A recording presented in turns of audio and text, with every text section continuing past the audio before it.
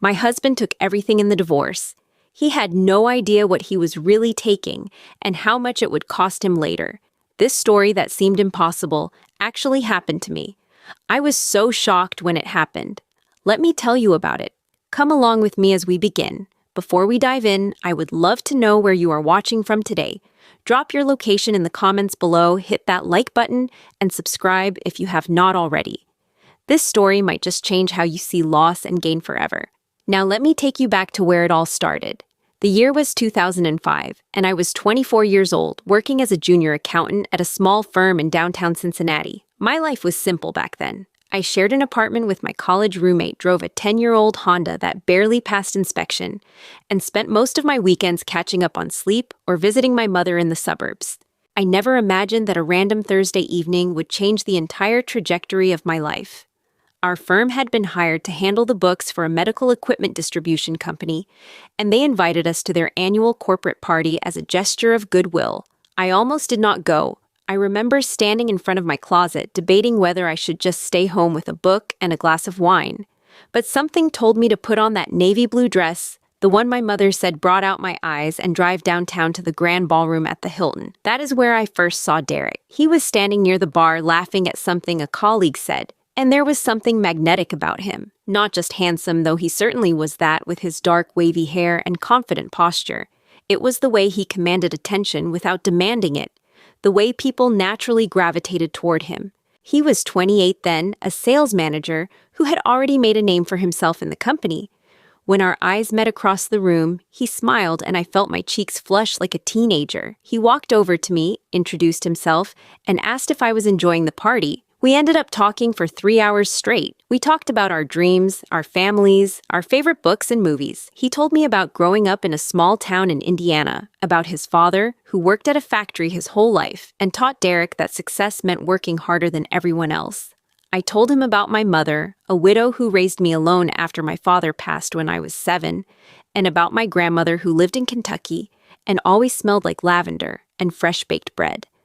By the end of the night, Derek asked for my number, and I gave it to him without hesitation. Our courtship was like something out of a romantic movie. He called me the very next day, something men rarely did back then, and asked me to dinner. Our first date was at a little Italian restaurant in Over the Rhine, a place with checkered tablecloths and candles on every table. He pulled out my chair, asked about my day, remembered that I had mentioned loving tiramisu, and had already arranged for the chef to prepare a special one for dessert.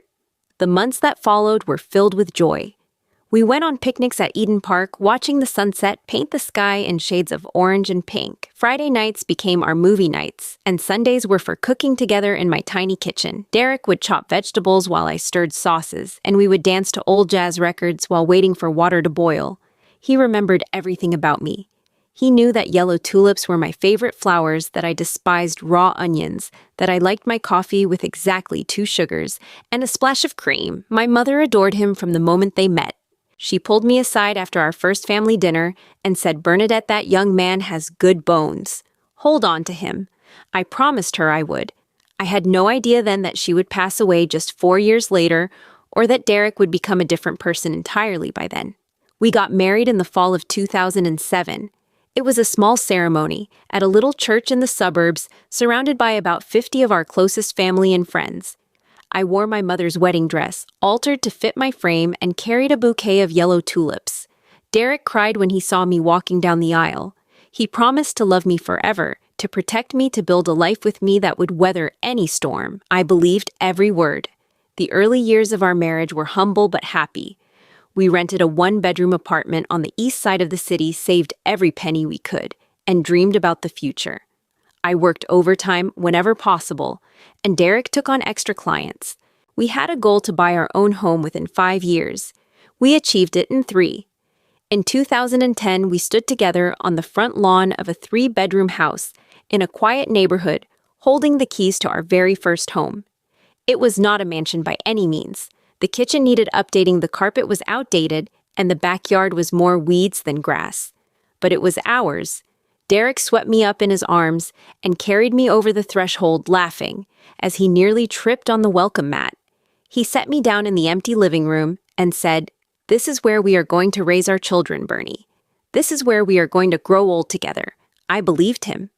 I had no idea that the man carrying me through that doorway would one day try to carry everything I owned out of it. The first crack in our perfect life appeared in 2013, though I did not recognize it as a crack at the time. I thought it was just a bump, a temporary rough patch that every marriage goes through. Derek had been promoted to regional sales director, a position he had been working toward for years.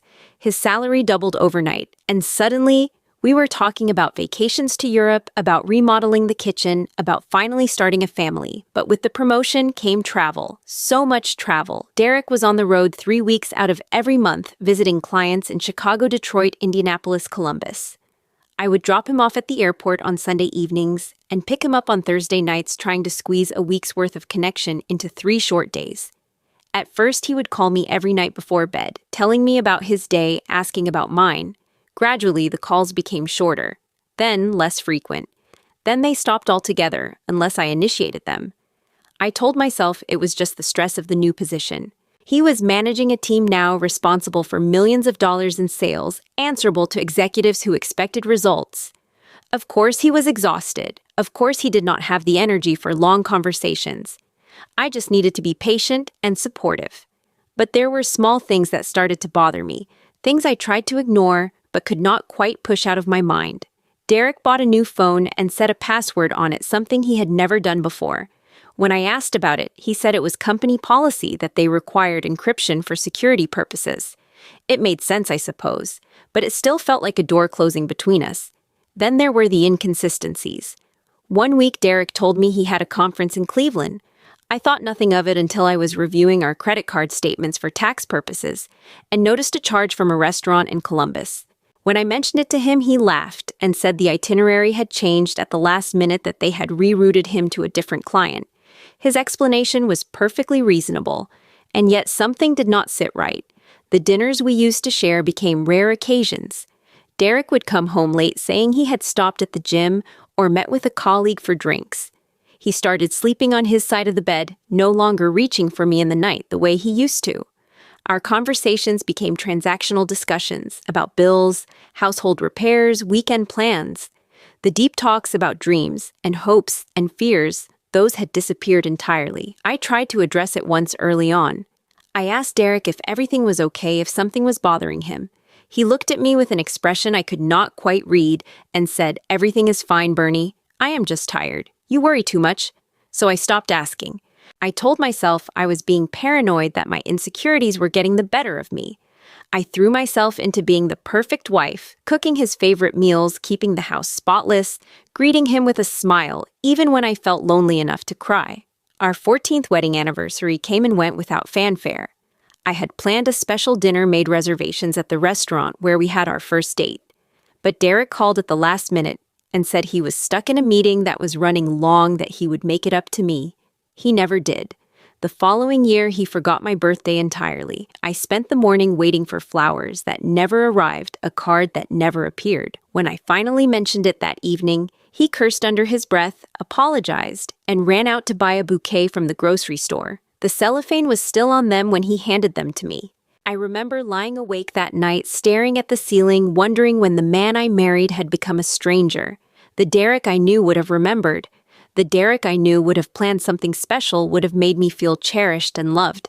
This Derek seemed distracted, distant, like he was living in our house, but his mind was somewhere else entirely. The moment that truly shook me happened on a random Tuesday in early 2016.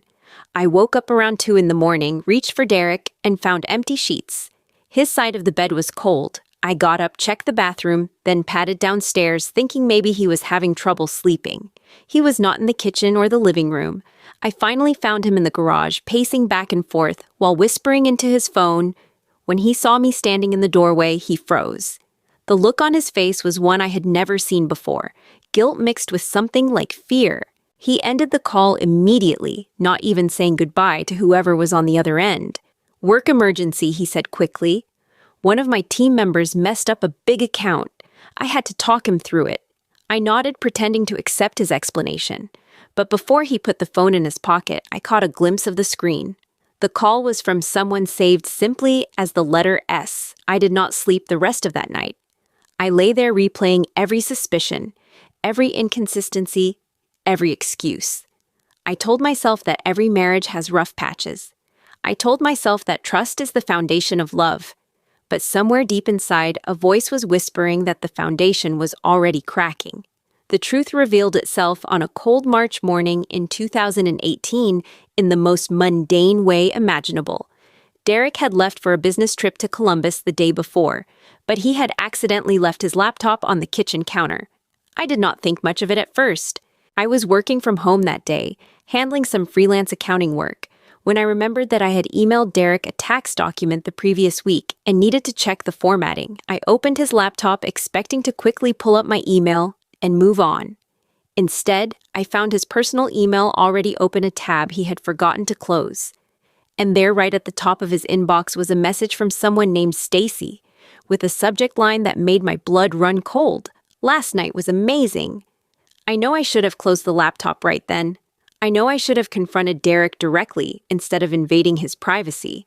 But something in me had to know. After years of suspicion, years of feeling like I was losing my mind, I needed proof that I was not crazy. What I found in that inbox broke me in ways I did not know I could be broken. There were hundreds of emails between Derek and this woman stretching back more than 3 years. 3 years. They had been carrying on an affair for nearly a fifth of our entire marriage. The messages were intimate, romantic, full of pet names and inside jokes that I did not understand. There were photographs that made my stomach turn. There were plans for weekend getaways to places Derek had told me were business trips. There were receipts for jewelry I had never seen, dinners at restaurants we had never visited together, a hotel reservation for their 3rd anniversary. Their anniversary! But what hurt the most were the emails where Derek wrote about me. In one, he described me as boring, predictable someone he had outgrown. In another, he said he felt trapped in our marriage, like he was slowly suffocating. He wrote to Stacy that she made him feel alive again, that she understood him in ways I never could, that he wished he had met her first.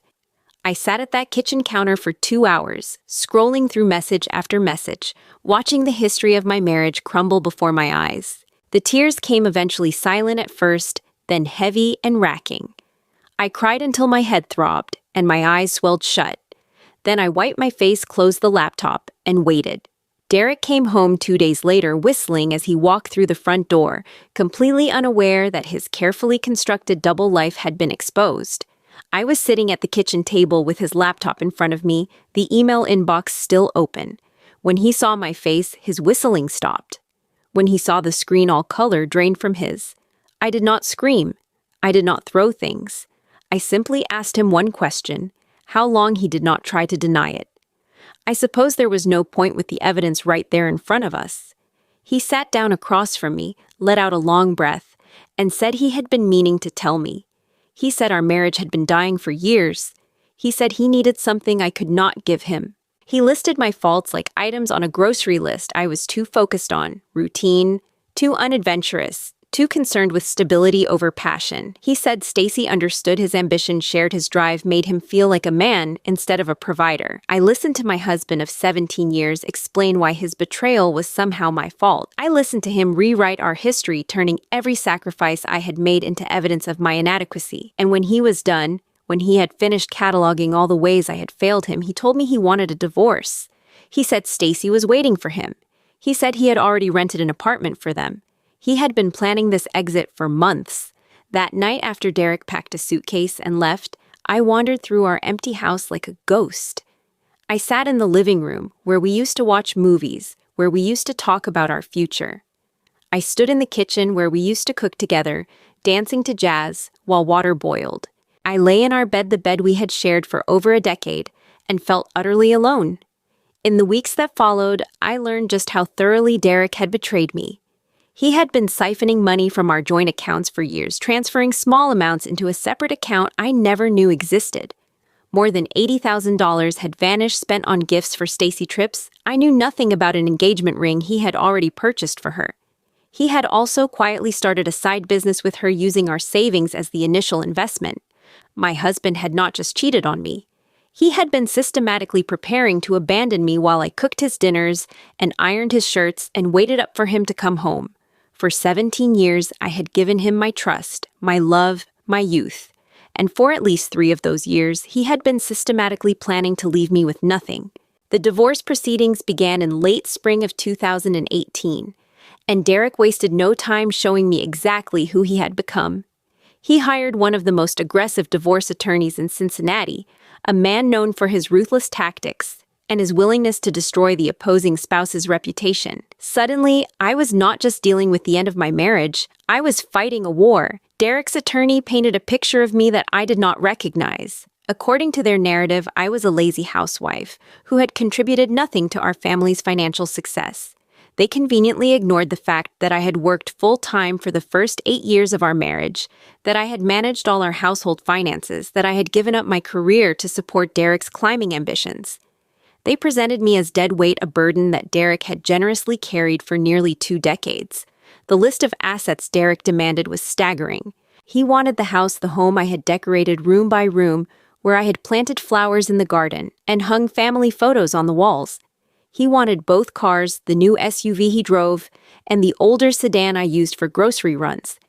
He wanted the full balance of our remaining savings, roughly $50,000 after his years of secret withdrawals. He wanted the entire 401k retirement account valued at around $120,000, money we had both contributed to over the years. But he did not stop there. Derek also demanded my mother's antique collection. My mother, who had passed away 9 years earlier, had left me a small collection of vintage jewelry, china, and furniture. These items had no significant monetary value, maybe a few $1,000s at auction. But they were priceless to me. They were the last physical connection I had to her. And Derek wanted them not because he cared about antiques, but because he knew taking them would hurt me. The most audacious demand, however, was the cabin. Let me tell you about this cabin. My grandmother, my mother's mother, had purchased a small piece of land in rural Kentucky back in the 1960s. 15 acres of wooded hillside with a rustic cabin that had seen better days. She paid almost nothing for it at the time because the area was remote and undeveloped. When she passed away in 2012, she left the property to me as part of my inheritance. It was mine, solely mine, purchased before my marriage with family money. Derek had always been indifferent to the cabin. He complained every time I suggested visiting. No cell reception, no decent restaurants nearby, nothing but trees and silence.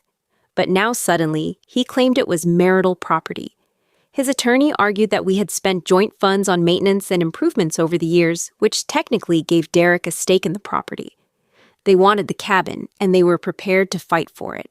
I sat in my attorney's office, listening to the list of demands, feeling the weight of it crush my chest.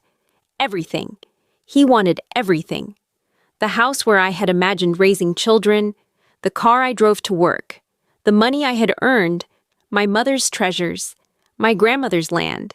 He wanted to strip me down to nothing and walk away with his new girlfriend, wealthy and victorious. My attorney, a kind woman named Patricia, with gray hair and sharp eyes, told me we could fight. She said I had a strong case, especially regarding the cabin. It was inherited property, documented and clear. We could contest the other demands to argue for a fair division of assets, but she warned me it would be expensive. It would take months, maybe years, and there was no guarantee of success. I went home that night and sat in the dark thinking about my options. Derek had money for a long legal battle. I did not. He had the energy to fight, fueled by his anger and his new love. I was exhausted, hollowed out by months of grief and betrayal. And then I remembered something my mother used to say. She would repeat it whenever I came home crying about some childhood injustice, some friend who had wronged me, or teacher who had been unfair. Sometimes she would say, stroking my hair, sometimes you have to let people take the rope they will hang themselves with. I thought about the cabin. I thought about what I knew that Derek did not know. And slowly, a plan began to form in my mind. The next morning, I called Patricia and told her my decision. I was going to let Derek have everything: the house, the cars, the savings, the retirement account, my mother's antiques, the cabin, all of it. Patricia thought I had lost my mind. She argued with me for an hour, explaining all the ways this was a terrible idea. My friends thought I was broken, surrendering out of weakness. Even my brother called from California and begged me to reconsider. But I held firm. I asked to keep only my personal belongings, a few boxes of mementos from my mother that had no monetary value, and the older sedan so I could get to work. Derek was overjoyed when he heard about my capitulation.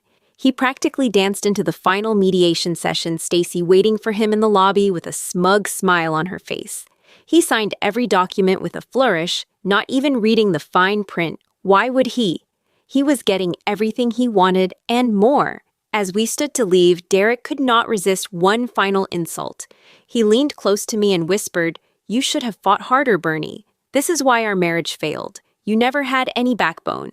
I looked at him, this man I had loved for 17 years, this man who had broken every promise he ever made to me. And I smiled. Not a sad smile, not a bitter smile, just a small, knowing smile. He had no idea that he had just signed up for the biggest mistake of his life. There were two things Derek did not know about that cabin in Kentucky. Two pieces of information that would turn his triumphant victory into a spectacular disaster. The first thing was potential good news, at least on the surface. About 18 months before Derek demanded a divorce, I had received an unexpected letter from a commercial real estate company. They were inquiring about the property, asking if I would be interested in selling. The reason: the state of Kentucky was planning a new highway extension, and the proposed route ran directly through the area where the cabin sat.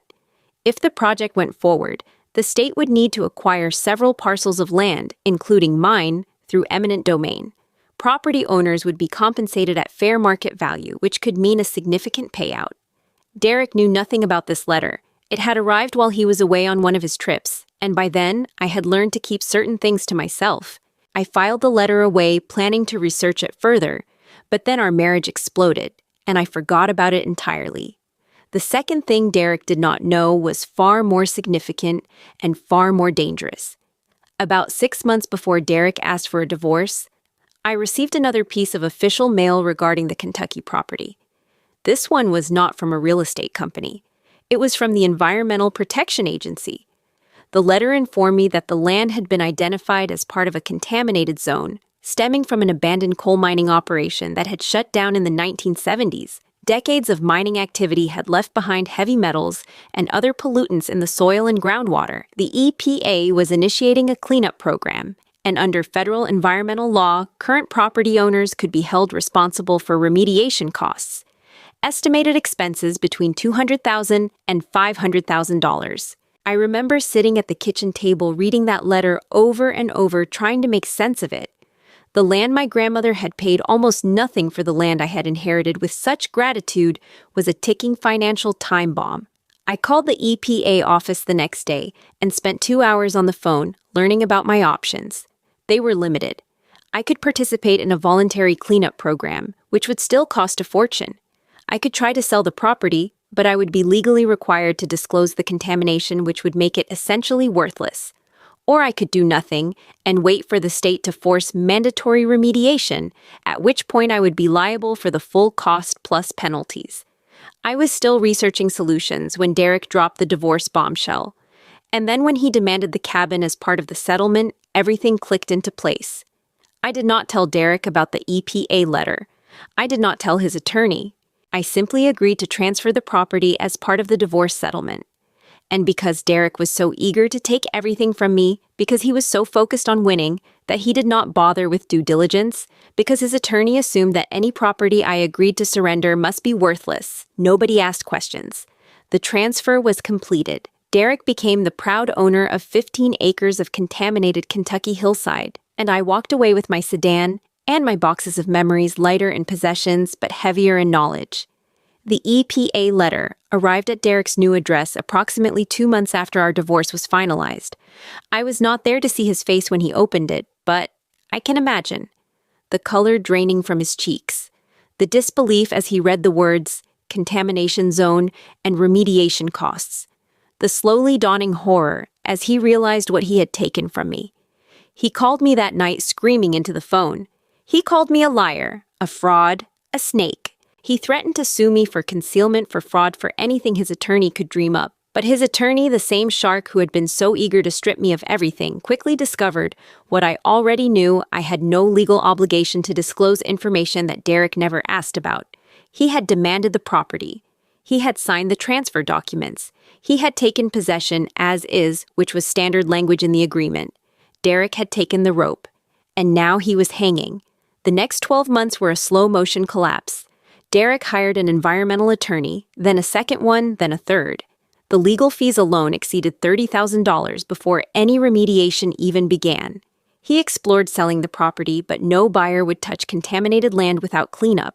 He tried to donate it to a land conservancy, but they refused to accept the liability. The EPA set deadlines, imposed penalties for delays, and eventually initiated mandatory remediation proceedings. Meanwhile, Derek's personal life was unraveling. Stacy had fallen in love with a successful man who showered her with expensive gifts and talked about building an empire together. She had not signed up for a man drowning in legal fees, losing sleep over environmental reports, and increasingly reliant on alcohol to cope with stress.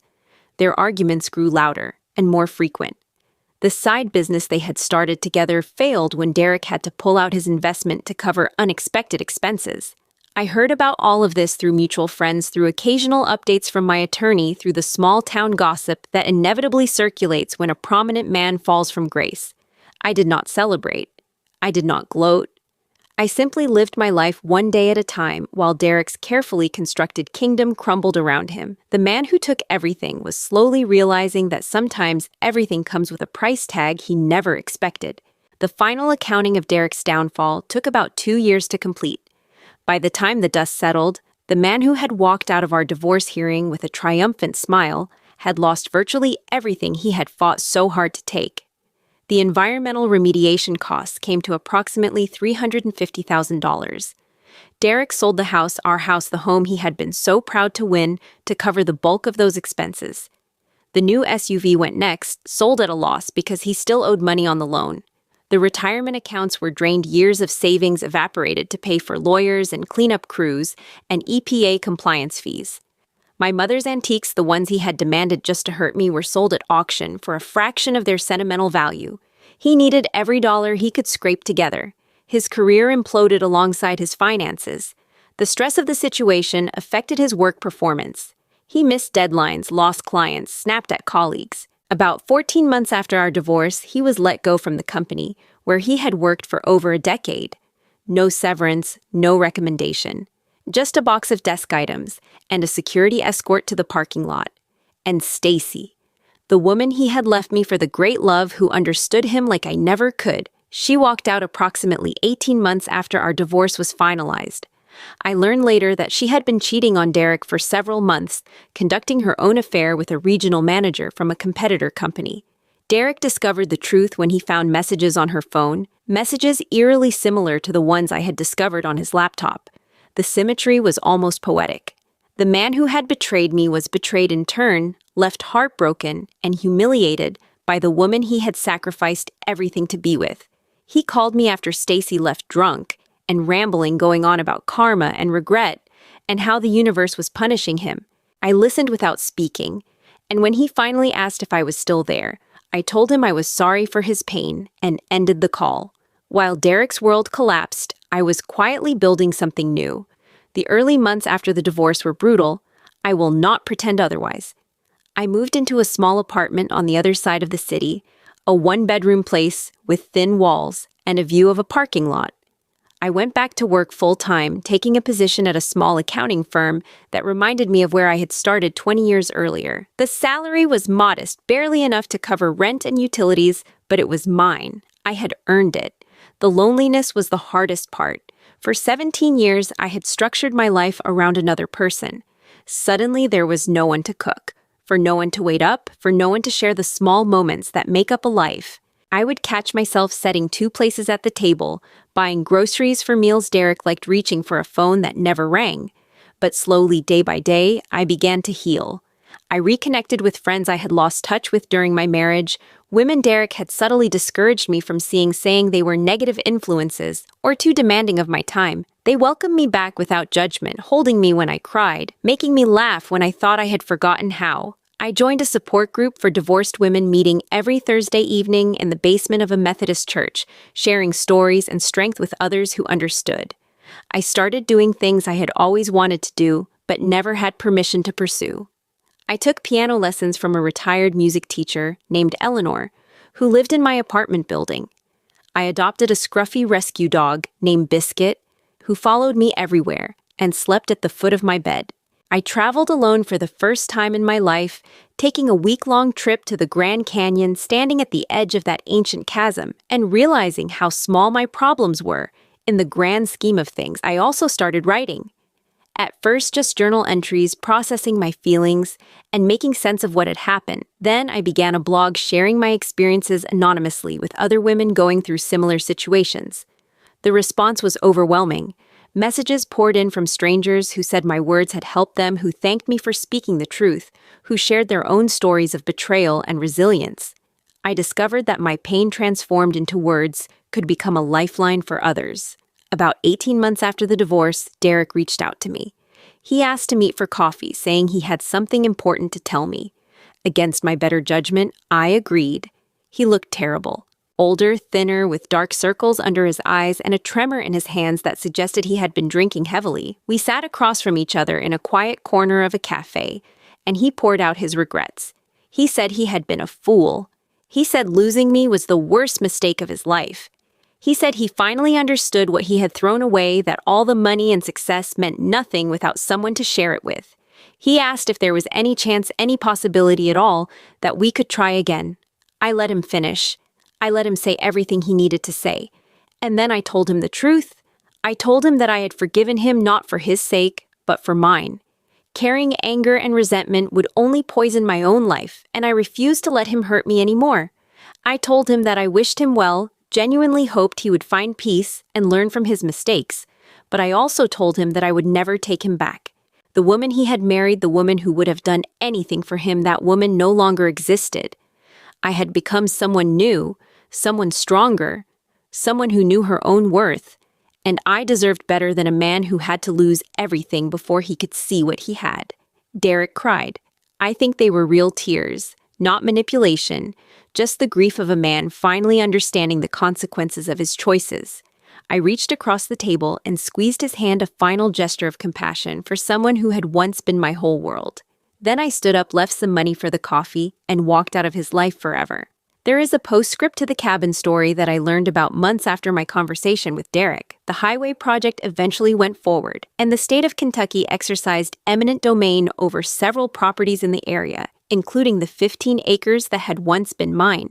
The government paid fair market value for the land, which should have been a significant sum given the highway's trajectory. But here's the thing about contaminated land. Its value is calculated after remediation costs are factored in. The state paid Derek for the property, yes, but the amount was barely enough to cover his remaining environmental debt. After the attorneys took their fees and the EPA received its final payments, Derek was left with almost nothing. The windfall he might have received if he had simply let me keep the cabin, the fortune that could have been his, if he had not been so determined to take everything, evaporated before it ever reached his pocket. He took everything, and everything took him.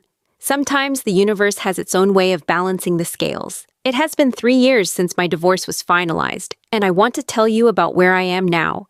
I live in a 2-bedroom apartment in a quiet neighborhood, a place I have made my own, with plants on the windowsills and art on the walls and books piled on every available surface. Biscuit is curled up at my feet as I tell you this story, snoring softly, occasionally twitching as he chases rabbits in his dreams.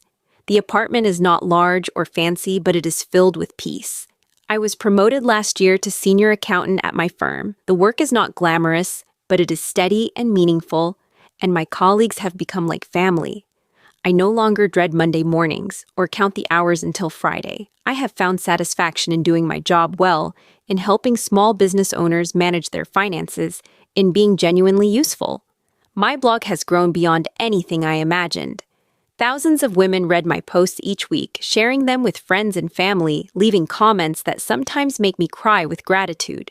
I have received messages from women in abusive relationships who found the courage to leave, from women going through divorce who felt less alone, from women rebuilding their lives who needed to hear that it was possible.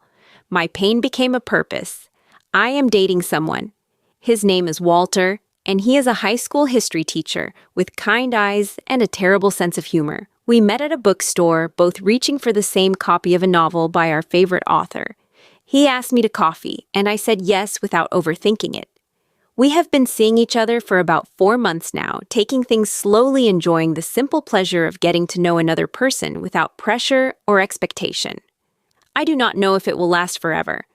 I have learned that forever is not something you can guarantee. But right now it is good. Right now I am happy. I no longer feel anger toward Derek. Truly, I do not. The rage that consumed me in the early months has faded into something more like pity. He was a man who had everything and threw it away because he could not appreciate what he had. He chased excitement and novelty only to discover that they are poor substitutes for loyalty and love. The last I heard, he was living with a cousin in Indiana, working a sales job at a car dealership, still struggling to rebuild a life he systematically destroyed. Do I feel vindicated by his downfall? If I am honest, a small part of me does. But it is a small part, and it grows smaller with each passing day. What I feel more than anything is relief. Relief that I survived. Relief that I found myself on the other side of something I thought would destroy me. Relief that the worst chapter of my life became the prologue to a better story. I want to share what I have learned in case any of you are walking a similar path. First, losing everything is sometimes the beginning of finding yourself. When Derek took the house and the money and the possessions, he also took the life I had built around him. And in that emptiness, I had space to discover who I was without him. I learned that I was stronger than I knew, braver than I believed, and more resilient than I had ever given myself credit for. Second, the things people take from you often end up weighing them down more than they ever weighed you. Derek was so focused on winning, on accumulating, on taking as much as he could carry, he never stopped to ask if those things were worth having. The cabin he fought so hard to take became the anchor that dragged him under. Third, revenge is not something you plan. I did not set out to destroy Derek. I simply stepped aside and let him face the consequences of his own choices. The universe, or karma, or whatever you want to call it, did the rest. Sometimes the best thing you can do is let people take the rope. Fourth, and most important, your worth is not determined by how someone treats you. It is determined by how you treat yourself after they leave. Derek tried to make me believe I was boring, inadequate, unworthy of love. For a while, I believed him, but I learned that his words said more about him than about me. I learned to look in the mirror and see someone valuable, someone who deserved kindness and respect, starting with kindness and respect from herself. If you are going through something similar, I want you to know it gets better. Not immediately, not easily. There will be nights when you cannot stop crying, and mornings when you cannot get out of bed. There will be moments when you doubt everything, including your own judgment and worth. But if you keep putting one foot in front of the other, if you reach out for help when you need it, if you choose to believe that you deserve a better future, you will eventually arrive there. And as for me, I am finally at peace. I am finally free. The house is gone, and I do not miss it. The money is gone, and I have enough. The marriage is gone, and I have found something better, a relationship with myself. Sometimes I think about the afternoon in my grandmother's cabin when I was a little girl and the world seemed so simple. I remember the smell of her lavender perfume, the taste of her fresh-baked bread, the feeling of being completely safe and loved. I thought I would find that feeling again in marriage, in a home and shared possessions. I was wrong. That feeling lives inside me now. It always did. I just had to lose everything else to find it. That is worth more than any cabin, any house, any bank account. Thank you for listening to my story. I would love to hear from you. Have you ever let go of something that turned out to be a blessing in disguise? Have you ever watched someone dig their own grave, only to realize later that stepping aside was the wisest choice? Share your experiences in the comments below. Your story might be exactly what someone else needs to hear today. If this story touched you, please take a moment to hit that like button. It helps more people find these videos and know they are not alone in their struggles. And if you have not already subscribed to this channel, and turn on notifications so you never miss a new story. Before I go, I want to wish you peace on whatever journey you are walking. I want to remind you that your worth cannot be measured by what others take from you or leave behind. And I want you to know with absolute certainty that better days are coming. Take care of yourself. You deserve it.